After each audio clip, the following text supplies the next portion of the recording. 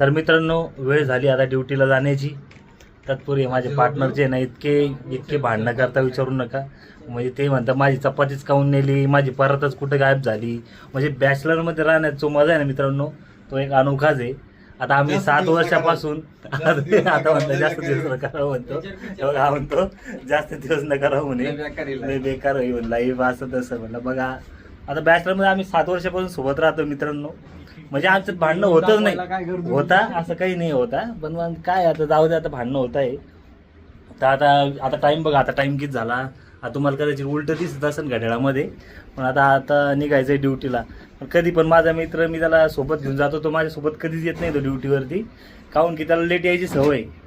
मग त्याला अधिकारी मग बोंबलत असतात. मग हे बघा आमच्या रूममध्ये असं आहे, एक जण जेवण बनवतो तर तो नेक्स्ट म्हणजे संध्याकाळचं तो बनवेल आणि संध्याकाळचं तो बनवेल आणि मग एक टाइम दुसरा बनवतो. पण एक जण काय करतो मित्रांनो, एक बनवून घेतो मग तो म्हणतो संध्याकाळी आता मी कॅन्टीनला खाणार आहे बरं का. मग तर त्याच्या वाटचं काही जेवण बनवत नाही मित्रांनो.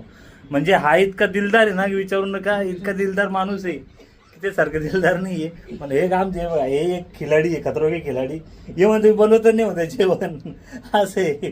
हा बनवून घेतो, हा सगळ्याची सेवा वगैरे करतो. आता आमचं इतका रूम म्हणजे आता मुंबईमध्ये राहणं म्हटलं काही सोपं नाही मित्रांनो.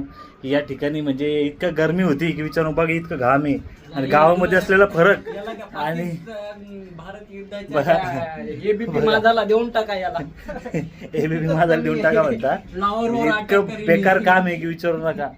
तर मित्रांनो मी निघतो आता ड्युटीसाठी. आता आम्ही निघतो ड्युटीला, आम्ही दोघं आता ड्युटीवर चाललोय. एक जण आहे रूमवरती, एक जण राखणदारी पाहिजे किंवा तो नाईटला आहे.